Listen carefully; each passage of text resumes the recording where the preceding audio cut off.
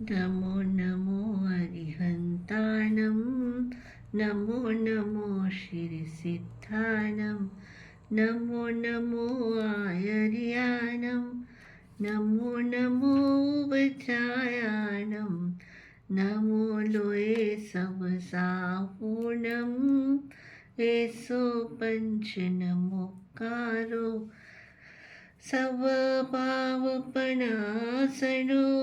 मङ्गलानं च सवेसिं परमं ह वै मङ्गलं परमं ह वै मङ्गलम्.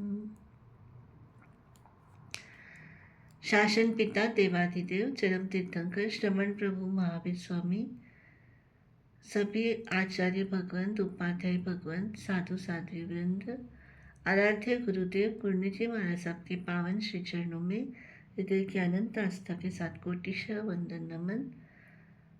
स्नेही सहयोगिनी महासती प्रशंसा श्री जी, धर्म श्रद्धालु श्रावक श्राविकाओं, भाइयों एवं बहनों, उत्तराध्ययन सूत्र के एक से एक बढ़कर के अध्ययन प्रभु महावीर के करुणा रस की कृपा से हम और आचार्यों की कृपा से हम तक चला आया है और हम निरंतर इसको मूल पाठ और अर्थ के विवेचन के साथ में समझने का प्रयास कर रहे हैं. आज 34वां अध्ययन लेश्या अध्ययन को हम लोग मूल विवेचन सुनेंगे और उसके बाद उसके अर्थ के विवेचन की तरफ जाएंगे. ज्योतिषैवं लेसच्छयनम लेसच्छयनं पवखामि आनुपुवीं च कमं क्षण्णं पिकमलेसानं अनुभावे सुनेह मे नामायं वर्णरसगन्ध फासपरिणामलक्षणं ठानं ठीं गईं च चाऊं लेसानं तु सुनेह मे किंढानिलाय काऊय ते उपमात हेवय सुकलेसाय छठ्ठाय नामाईं तुझ हकमं जिमुय नित्थ संकासा गवलरिठ्ठक सन्निभा खंजंजन नयन निभा किन्नले सावण्णो नीलासोक संकासा चास पिच्छ समपभा वेरुलीय नित्थ संकासा नीलले सावण्णो आयसी पुफ संकासा कोइलच्छद सन्निभा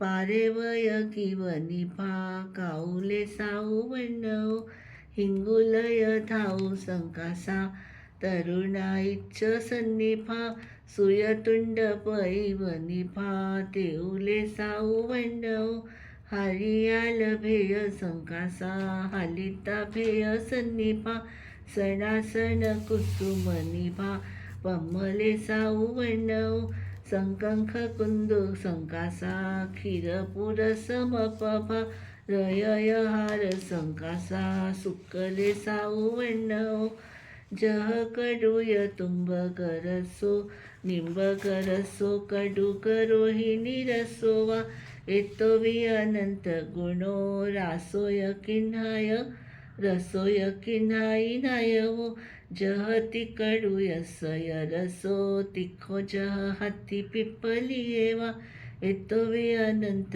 गुणो रसो निलाई नायवो जह तरुण आंबगरसो तुरक विठस यवा विचारिसो एतोवी अनंत गुणो रसो काऊये नायवो जह परिणयांबगरसो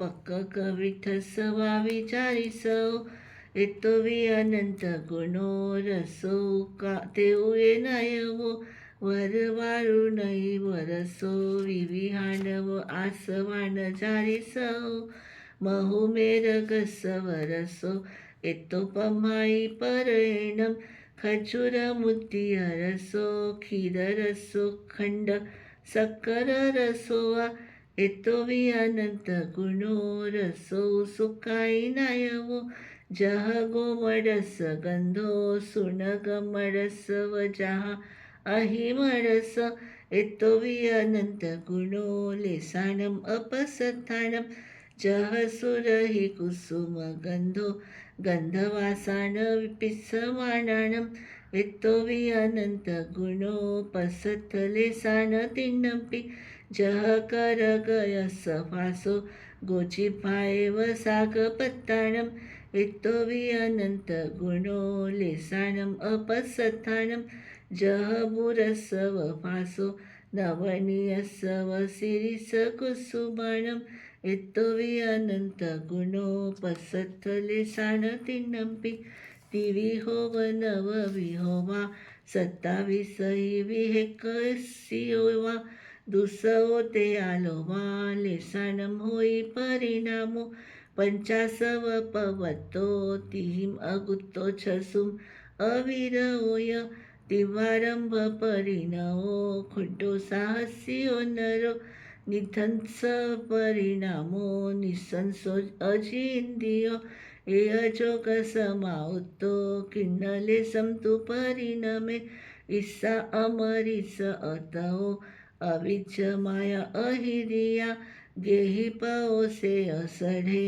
पमते रस लोलुए सायग वेसय आरंभा अविरओ खुड्डो साहसियो नरो एअजोग समाउतो निलले समतु परिणमे वंके वंक समाया रे निहडिले अनुचुए पलियुंचग ओवहिये मिच्छदिठी अनारिये उफालग दुठ्ठवाह्य तेने याविय मच्छरी एअजोग समाउतो काउले समतु परिणमे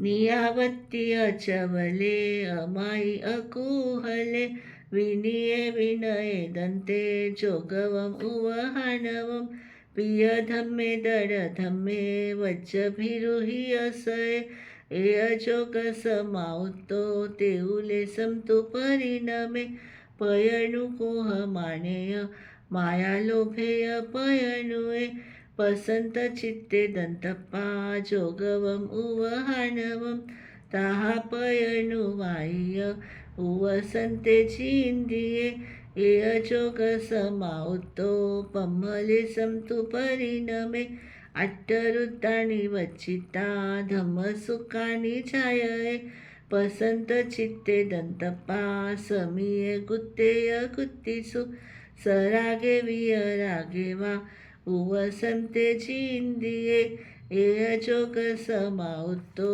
सुक्कले समतु परिणमे असंख्यित जाणो सप्पिनिन उसप्पिनिन जे समया संखाइया लोगा लेसान हवंती ठाणाईम मुहूर्तम तु जहन्ना 33 सागरा मुहूर्त हिया उक्कोसा होई ठी नायवा किन्नले साय मुहूर्तम तु जहन्ना 10 उदही पलियम शंख भागम पहिया उक्कोसा होई ठी नायवा निलले साय मुहूर्तम तु जहन्ना 3 उदही पलियम शंख भागम पहिया उक्कोसा होई ठी नायवा काउले साय मुहूर्तम तु जहन्ना 2 उदही पलियम शंख भागम पहिया उक्कोसा होई ठी नायवा तेउले साय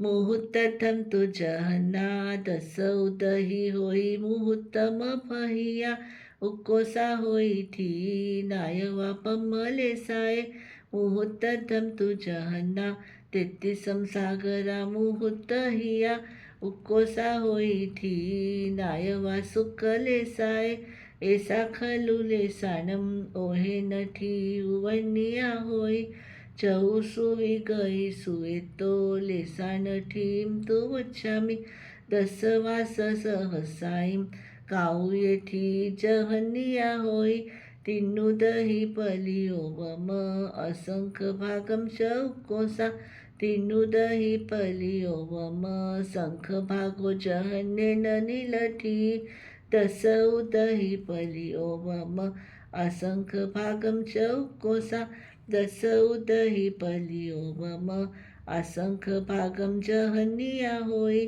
तेत्तीस सागराईम नुकोसा होई किन्हाय एसाने रईयानम लेसान ठियुवन्निया होई तेनं परं वच्छामि तिर्यमनुसान देवानम् अंतमुहूर्तमत्तं लेसानठी जहिं जाऊ निर्याण नरानं वा तिर्यानं नरानं वा वचिता केवलं लेसं मुहूर्तथं तु जहन्ना उकोसा होई पुव कोडियो नवहिं वरिसेहिं उना नायवा सुकलेसाय एसा तिरिय नरानं लेसानठियुवन्निया होई तेनं परं वच्छामि लेसानठियु देवानं दशवास सहसाईं किन्हायेन्थि जहन्निया होई पलियमसंखिच इमो उकोसा होई किन्हाय जा किन्हाय खलु उकोसा साऊ समयमपहिया जहन्नेनं निलाये पलियम शंखम च उकोसा जानिलाये खलु उकोसा साऊ समयमपहिया जहन्नेनं काऊये पलियम शंखम च उकोसा तेनं परं वच्छामि तेउलेसा जाहा सुरगणानं भवन वैवाणमन्तर जोई सवे मानियानं च पली ओवमं जहन्ना उकोसा सागराओ दुन्नहिया पलियम शंखचेनं होई भागेन तेउये दशवास सहसाईं तेउये ठी जहन्निया होई तुन्नुदहि पलियोवम असंख भागम च उकोसा जाते उये ठी खलु उकोसा साऊ समयमपहिया जहन्नेनं पमाये दसौ मुहूर्त अहियाई मुकोसा जापमाये ठी खलु उकोसा साऊ समयमपहिया जहन्नेनं सुकाय 33 मुहूर्तमपहिया किन्हानीला काऊ तिन्निवी एयाओ अहम लेसाओ एयाहि तिहि विजीवो दुःखैम उववचै ते उपमा सुक्का तिन्निवी एयाओ धम्म लेसाओ एयाहिम तिहि विजीवो सुखैम उववचै लेसाहिं सवाहिं परमे समयमि परिणयाहिं तु नहुकसई उववाओ परभवे अत्थि जीवस लेसाहिं सवाहिं चरमे समयमि परिणयाहिं तु नहुकसई उववाओ परभवे होई जीवस अंतमुहूर्तमि गए अंतमुहूर्तमि शेषये चेव लेसाहिं परिणयाहिं जीवा गच्छन्ति परलोयं तम्मा एयासि लेसानम् अनुभावं वियानिया अपसथाओ वचिता पसथाओ अहिठिये तिप्पेमि ज्योतिषैवं लेसचैनं समत्तं पंचतिसैमं अनगारमगम अध्ययनम 35वां अनगार मार्ग का अध्ययन मूल पाठ का विवेचन सुनेह में एक कमणा मकम बुद्धेहिम देसियम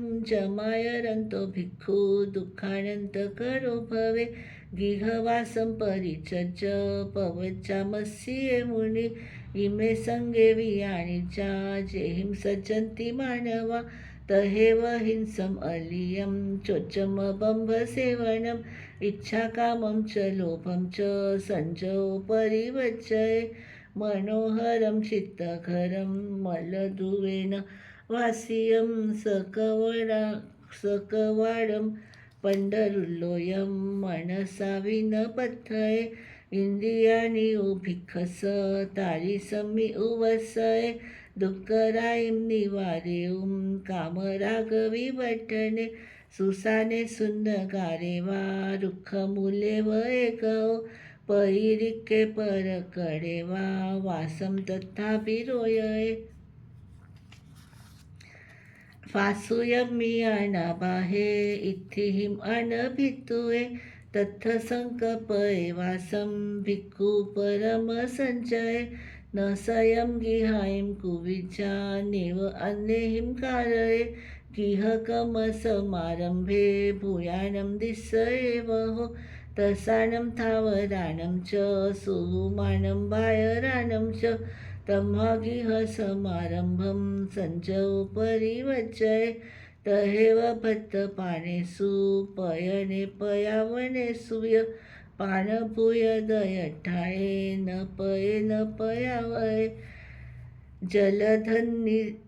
जलधन निस्सिया जीवा पुरविकट्ठ निस्सिया हम्मंती भत्तपानेषु तम्हा भिक्खुन पयावय विसपे सव धारे बहु पाणी विनाशने નથી જોઈ સમેત સથે તમા જોઈમ ન દિવય હિરણમ જાયરુવમ ચ મનસા વિન પથ્થય સમલેઠ્ઠુ કંચને ભિક્ખુ વિરય કય વિકય કિનંતો કયો હોઈ વિકિનંતો યવાનિયો કય વિકયમી વટંતો ભિક્ખુ ન ભવઈ તારી સૌ भिक्खियवं न केयवं भिक्खुना भिक्खवित्तिना कयविक्कौ महादोषो भिक्खवित्ति सुहावः समूयानम् उञ्चमेसिजा जाहा सुत्तमनिन्द्रियं लाभालाभं सन्तुष्टे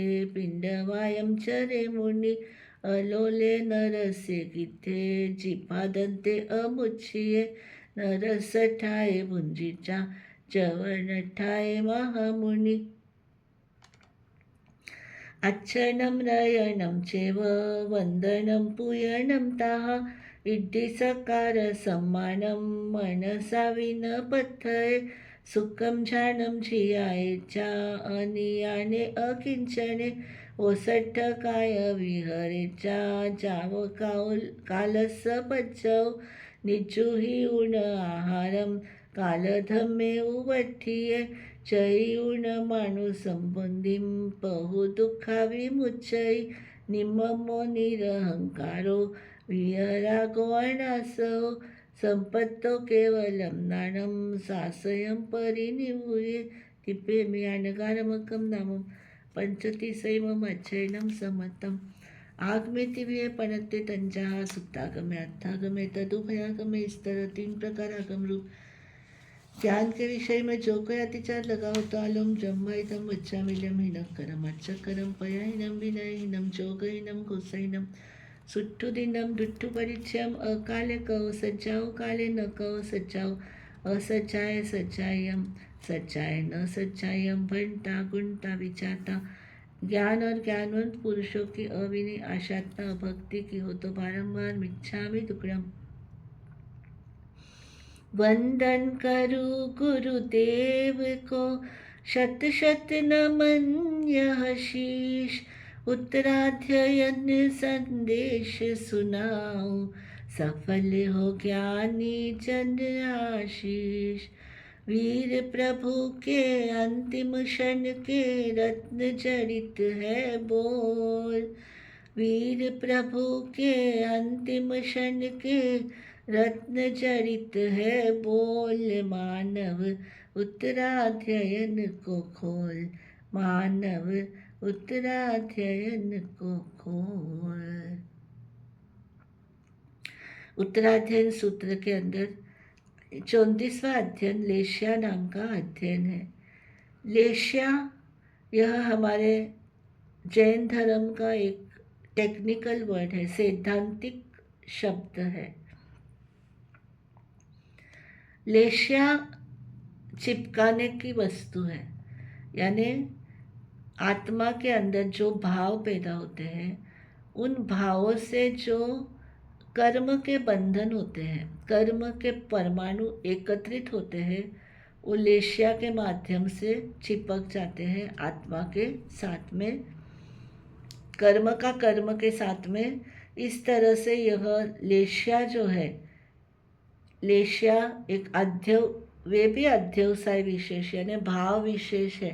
ये भाव विशेष ही क्या करते हैं, कर्म परमाणुओं को आकर्षित करते हैं।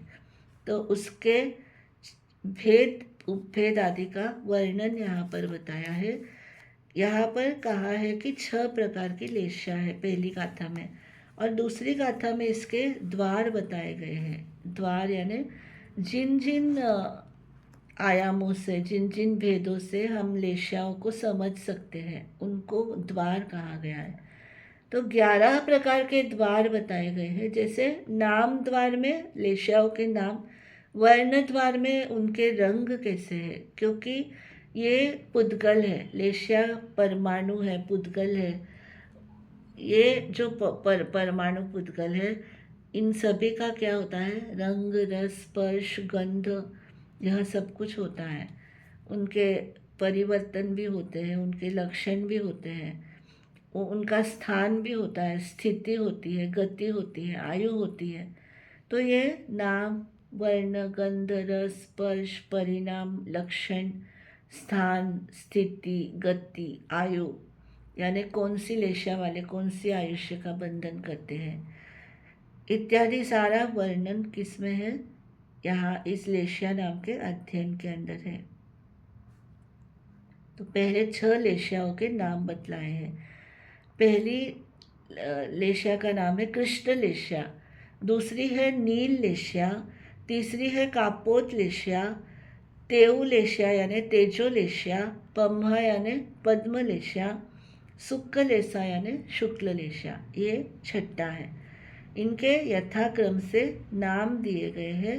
फिर इनके वर्ण, रस, गंध, स्पर्श और उनके लक्षण बताए गए हैं।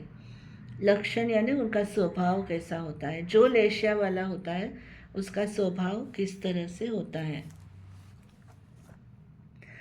आओ बंधु तुम्हें दिखाए झांकी लेशा स्थान की, शुभ अशुभ के परिणामों में बहती धारा जीवन की।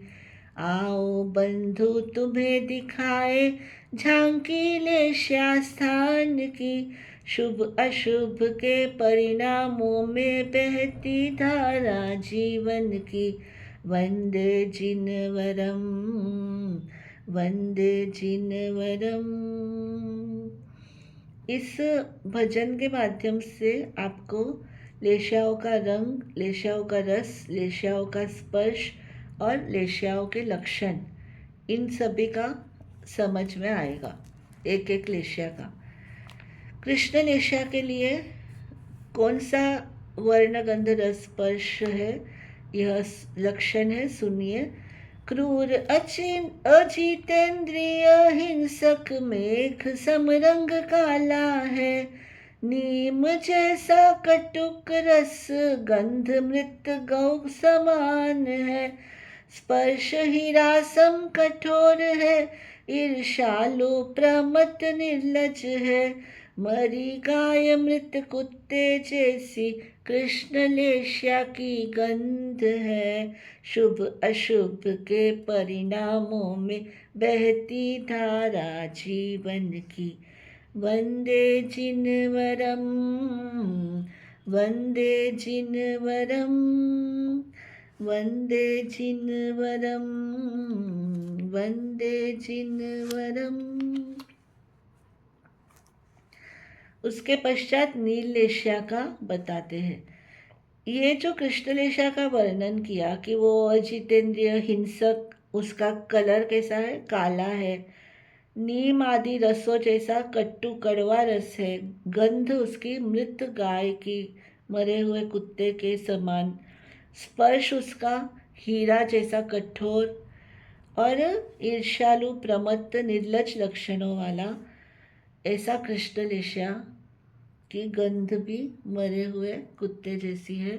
तो ये जो कृष्ण लेशा है, इसका आयुष्य बताया गया है। कृष्ण लेशा का स्थिति बताई है कि कम से कम यह जीव के साथ अंतर मुहूर्त रहती है। अंतर मुहूर्त का मतलब होता है 2 समय से लेकर 48 मिनट से पूर्व तक, और 33 सागरोपम इसकी उत्कृष्ट अंतर मुहूर्त अधिक 33 सागरोपम है, यानी 33 सागरोपम साधिक अंतर मुहूर्त। इस तरह से इसका परिणमन या इसका स्थिति बताई गई है। तो ये सातवीं नरक की स्थिति है, अंतर्मुहूर्त और 33 सागरोपम। तो यह कृष्णलेशा वाला कहा जाता है, नरक गति का अधिकारी बनता है। उसके बाद में नीललेशा के वर्णन करते हैं। नीललेशा, अशोक वृक्ष सा रंग नीला है, नीललेशा का जानो। सौंठ पीपल काली मिर्च सम, रस तीखा है पहचानो। स्पर्श गाय जीवा के जैसा, गंध मुरे मरे हुए पशु सी है। शूद्र साहसी साता इच्छुक, पाप कर्म से अविरत है। शुभ अशुभ के परिणामों में बहती धारा जीवन की। वंदे जिनवरम, वंदे जिनवरम। तो नीललेशा का रंग नीला है और कैसा है, तीखा, उसका सौंठ पीपल जैसा तीखा रस है। स्पर्श गाय के जीभ जैसी रफ है, मरे हुए पशु जैसी गंध है। और नीललेशा वाला व्यक्ति शूद्र साहसी और साता का इच्छुक और पाप कर्म को नहीं छोड़ने वाला होता है। इसकी स्थिति बताई गई है कि जगन्य अंतर्मुहूर्त होती है और उत्कृष्ट 10 सागरोपम अधिक पल्योपम का असंख्यात्व भाग बताया गया है। तो नीललेशा के बाद में है कापोतलेशा। कापोतलेशा यानी कापोत यानी कबूतर की ग्रीवा जैसा रंग जिसका होता है। ग्रीवा यानी गर्दन, कबूतर की गर्दन जैसा जिसका रंग है काला और नीला मिला हुआ रंग होता है। मन वचन काया से वह टेढ़ा होता है, सरल नहीं होता और कच्ची केरी जैसा खट्टा उसका रस होता है और स्पर्श उसका खुरदरा होता है। ऐसा कापोतलेशा जिसका की स्थिति बताइए अंतर्मुहूर्त की और उत्कृष्ट 3 सागरोपम अधिक पल्योपम का असंख्यात्व भाग, इसकी स्थिति बताई गई है। वक्र वचन मन तन इंद्रिया, सरल भाव जहाँ नहीं है। काला नीला मिला रंग है, कोयल पंखों के जैसा। कच्ची केरी जैसा खट्टा, स्वाद इसका खट्टा है। स्पर्श खुरदरा बहुत अधिक है, कापोतलेशा का पहचानो। वंदे जिनवरम, वंदे जिनवरम, वंदे जिनवरम, वंदे जिनवरम। तो ये कृष्णलेशा, नीललेशा और कापोतलेशा ये अशुभ लेशाएँ कहलाती है। इनका जो भी वर्णगंध रस स्पर्श बताया है वो जैसा बताया उससे भी ज़्यादा अनंत गुना, उससे अधिक तीव्र उनका लेना चाहिए, ग्रहण करना चाहिए। उसके बाद में है तेजोलेशा। तेजोलेशा वालों के लक्षण कैसे हैं तो बताया गया है। माया रहित नम्र है, तप की इच्छा करने वाला है। उगते सूर्य समान लाल रंग, खुशियाँ भरने वाला है। पके हुए आम रस जैसा, खट्टा मीठा स्वाद है। बूर वनस्पति जैसा स्पर्श है, सुखद अनोखा प्यारा है। शुभ अशुभ के परिणामों में बहती धारा जीवन की। वंदे जिनवरम, वंदे जिनवरम। तेजोलेशा वाला का जो बताया है कि वो नम्र, माया रहित होता है, कुतूहल रहित होता है। उगते सूर्य जैसा उसका लाल रंग है, पके हुए आम का खट्टा मीठा रस है जैसा स्वाद है। इनकी स्थिति बताइए जगन्यता अंतर्मुहूर्त की, वही 2 समय से 48 समय तक का समय के अंतर्गत। और उत्कृष्ट है पल्योपम के असंख्यात भाग अधिक 2 सागरोपम की स्थिति बताई है। उसके बाद पद्मलेश्या जो है वो भी शुभ लेश्या है, उसका लक्षण बताया है वर्णगंध आदि।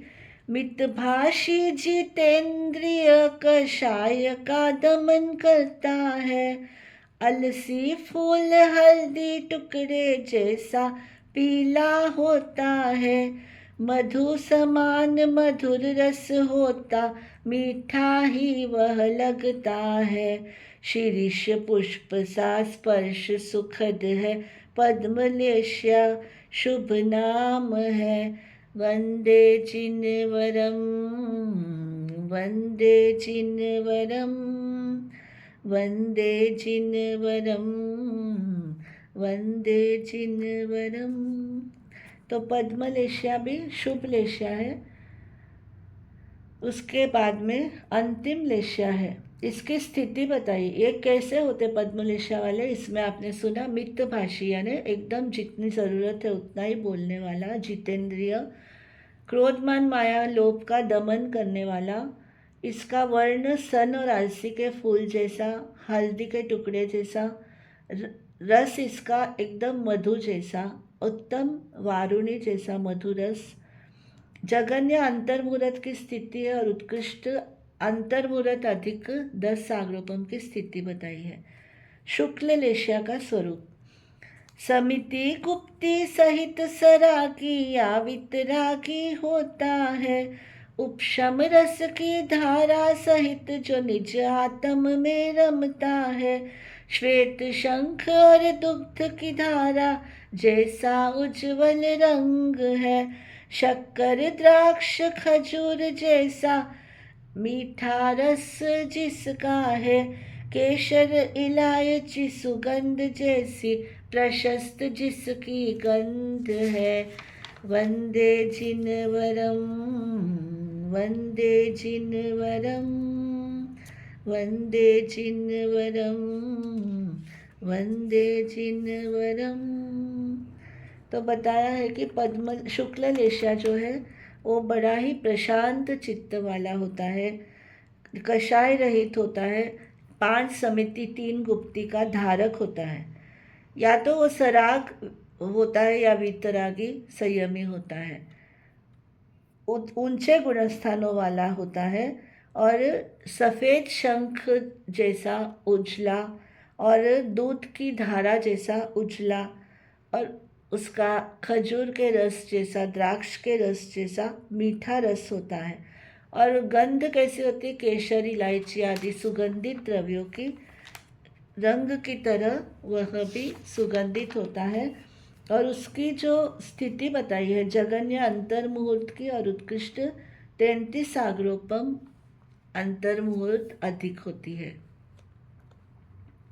तो या तो यह 33 सागरोपम मुहूर्त अधिक किसकी होती है? अनुत्तर विमान के देवों की स्थिति होती है, जहाँ से वो 1 भव या 2 भव करके मोक्ष में जाने वाले होते हैं। तो ये बड़े ही प्रशांत आत्मा होती है, या फिर जो उसी भव में केवल ज्ञानी बन जाते हैं।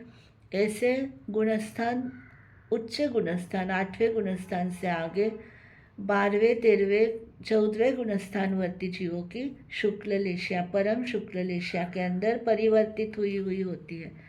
तो इस तरह से ये लेश्याओं का बताया गया है सारा वर्णन इस 34वें अध्ययन के अंदर।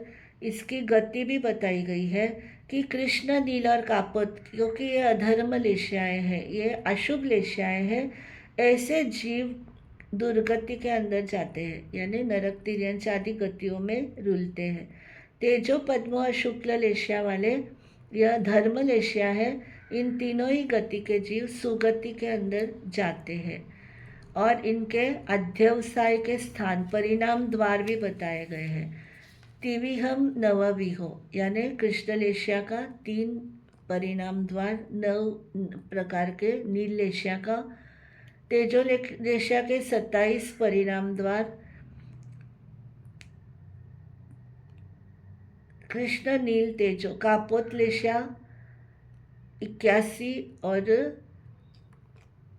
जो पूरे परिणाम होते हैं 200 तेयालोवा 200 247 इनके लेशाओं के परिणाम होते हैं। 247 प्रकार के इनके परिणाम होते हैं। और आयुष्य भी जो है, जो पहले समय के अंदर जो लेशा होती है उसी के अनुसार परभव के अंदर उसके आयुष्य का बंध हो जाता है। और जो भी लेशा होगी चरमे समयमी परिणय, या फिर अंतिम समय में जो उसकी लेशा होगी, जैसे उसके भाव होंगे वो ही उसी को लेकर के वो परभव में जीव जाएगा। और अंतर मुहूर्त के पहले और अंतर मुहूर्त के बाद में जब शेष रहती है लेशाओं के परिणाम, तब जीव क्या करता है, परलोक के अंदर गमन करता है। तो यह लेशाओं का वर्णन आप कई जगह पर इनके जो परिणाम है उनकी धारा को समझने के लिए कई स्थानों पर आप देखते हैं कि आम्र वृक्ष होता है। जैन स्थानों के अंदर, मंदिरों के अंदर, म्यूजियम्स के अंदर लेशाओं का बताने के लिए, हस्तलिखित प्रतिलिपियों के अंदर लेशाओं का जल्दी से बोध हो जाए उसके लिए जामुन का वृक्ष, आम का वृक्ष दिखाते हैं। और 6 व्यक्ति अलग अलग स्थानों के ऊपर दिखाई देते हैं। जैसे 6 व्यक्तियों को भूख लग गई, मान लीजिए उनको भूख लग रही है और वो जंगल के अंदर फंस गए हैं, उनके पास में कुछ भी खाने पीने का साधन नहीं है। ऐसे समय में उनको वह आम्र का वृक्ष दिखाई देता है। और वो आम्र वृक्ष को देख करके जो कृष्ण लेशा के परिणाम वाला है वो कहता है कि ठहरो, अपन भूख को मिटा देंगे, मैं जड़ मूल से इस वृक्ष को काटता हूँ। तो वह जड़ मूल से उस वृक्ष को उखाड़ने का प्रयास करता है। नील लेशा वाला कहता है कि ठहरो, केवल क्या करें, जड़ मूल से न निकाल करके हम क्या करते हैं, डालियों को निकालते हैं। नील पद्म लेशा वाला, कृष्ण नील कापोत लेशा वाला कहता है कि ठहरो, टहनिया मतलब ब्रांचेस को सबको मत निकालो, जो फल वाले हैं उसी को हम क्या करेंगे, निकालेंगे, जिसके ऊपर आम के फल है वो ही निकालेंगे। फिर तेजो लेशा वाला कहता है कि सारे जो टहनियाँ हैं उन सभी आम्र वृक्षों की टहनियों को क्या करना है, तोड़ करके सिर्फ पके हुए जो आम हैं उन्हीं की ब्रांचेस को हम क्या करेंगे, तोड़ेंगे। तो 5वां पद्मलेशा वाला वो कहता है कि सबको भी तोड़ने की कहाँ ज़रूरत है, जो हमें जितनी ज़रूरत है वही उतने ही आम निकाल लो, बाकी टहनियों को रहने दो ऐसा ही। तो 6वां शुक्ल लेशा वाला कहता है, अरे तुम सब तोड़ने की बात कर रहे हो, नीचे इतने आम पड़े हुए हैं, पहले इनमें से जो अच्छे आम हैं वो हम क्या करें, खा लें, और फिर अगर हमको ज़रूरत होगी तो फिर हम ऐसा करेंगे कि हम आम दूसरे तोड़ेंगे। नीचे इतने सारे आम बिखरे हुए हैं। तो ये परिणाम अलग अलग तरह के बताए हैं कि जो शुक्ल लेशा वाला है वो परम संतोषी है, और वह जो अवेलेबिलिटी है, जो प्रॉपर मिल रही है वस्तु, तो हम क्यों इनको तोड़े फोड़े, उस विचारधारा वाला है। तो यह कम से कम हिंसा करना चाहता है, दूसरे को कष्ट नहीं देना चाहता है। और जो कृष्ण लेशा वाला है आप देख रहे हैं, वो कहता है कि जड़ मूल से उसका जीवन ही बर्बाद कर दो, यानी उस वृक्ष को ही जड़ मूल से निकाल दिया तो वृक्ष तो पूरी तरह से मर जाएगा, वो तो बर्बाद हो जाएगा। तो अपने खाने के स्वाद के लिए वो क्या करना चाहता है, उसको भी पूरी तरह से गिराना चाहता है। तो जैसे जैसे परिणामों की धारा निर्मल बनती है, वैसे वैसे अशुभ से शुभ लेशाओं की तरफ इंसान बढ़ता रहता है। और मनुष्य की लेशाएं और पशु की लेशाएं तो निरंतर बदलती रहती है। जैसे जैसे भाव बदलते हैं, हम कहते हैं ना कि जो हर एक व्यक्ति का ओरा होता है, ओरा यानी यही कलर वाला, यही लेशाओं का ओरा होता है। और उस ओरे के रिफ्लेक्शन के कारण से व्यक्ति के मन के अंदर जो भी धारा होती है विचारों की, उस धारा के समान वैसा ही उसी तरह का गंध रस वर्ण बनता जाता है व्यक्ति के आसपास में। इसलिए उस व्यक्ति अमुक व्यक्ति को मिल करके मन में प्रसन्नता होती है, क्योंकि उसका ऑरा भी उज्जवल होता है, सुंदर लेशाओं वाला होता है। और किसी से मिलकर के बुरा मन होता है, क्योंकि वह बुरे अध्यवसाय के साथ में मिलता है, यानी उसकी विचारधारा बुरी होती है। उसी विचारधारा का प्रभाव उसके ऑरे के ऊपर, उसके आजू बाजू के कवच के ऊपर रहती है, और उसमें जो भी व्यक्ति आता है उसके ऊपर भी उसका इफेक्ट होता है। तो ये क्या है, ये लेशिया द्वार का सारा मर्म है।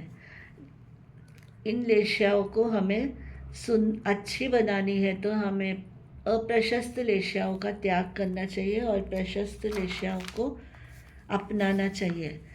तो यहाँ पर शॉर्ट के अंदर बताया है, शुभाशुभ आत्म परिणति लेशिया की परिभाषा है। पुद्गल और जीव का संबंध अध्यवसाय करवाता है। अध्यवसाय यानी भाव। कषाय आदि की अशुभ भावना मत रखना जीवन में घोल, मानव उत्तराध्ययन को खोल। मानव उत्तराध्ययन को खोल। 35वां अध्ययन है अनगार मार्ग, यानी जिसमें कोई छूट नहीं है उनको अनगार कहते हैं, और जिसके जीवन के लिए छूट रखी गई है उनको आगार कहते हैं। सीधी सी बात है, आगार यानी श्रावक कहलाता है, जो अपने घर आदि बना करके रहता है। अनगार साधु के को कहते हैं, जो कामना रहित होकर के विचरण करता है। तो यहाँ पर बुद्धे ही यानी जो ज्ञानी जन है, उन्होंने जो मार्ग बताया है, तो उस मार्ग के ऊपर चलने से, यानी दुखों के अंत करने वाला जो मार्ग है उसको बताया है कि जहाँ पर गृहस्थ जीवन है वहाँ पर बहुत सारे संकल्प और विकल्पों का जाल फैला हुआ है। वहाँ कदम कदम के ऊपर इतने संकल्प विकल्प है। सुबह उठने के साथ ही कौन सी पहनने के कपड़े कौन से पहनने, कौन से खाने हैं, कौन सी चीज़ें रखनी है, कौन सा अच्छा लगेगा, यानी कौन सा लेबल का अच्छा रहेगा। श्रावक को बहुत सारी दुविधाएं उसके जीवन के अंदर संकल्प और विकल्प हैं। भोग और साधन मर्यादा उनकी असीम है, यानी उसकी मर्यादाएं न होने के कारण से वह असीमता के बंधनों में ही हमेशा लगा रहता है। तो यहाँ पर साधनों की मर्यादा करने पर ही क्या होता है, संकल्प विकल्पों से मुक्ति होती है। तो यहाँ पर स्पष्ट बताया है दूसरी गाथा के अंदर कि ग्रहवास को परित्यज्य यानी छोड़ करके, पवज्जम अस्ये मुनि यानी प्रव्रज्या ही मुनि धर्म प्रव्रज्या मुनि धर्म स्वीकार करके सर्व संगों का त्याग करता है, तभी वह आसक्ति से रहित मानव कहला सकता है और वही इंद्रियों से संयमित रह सकता है।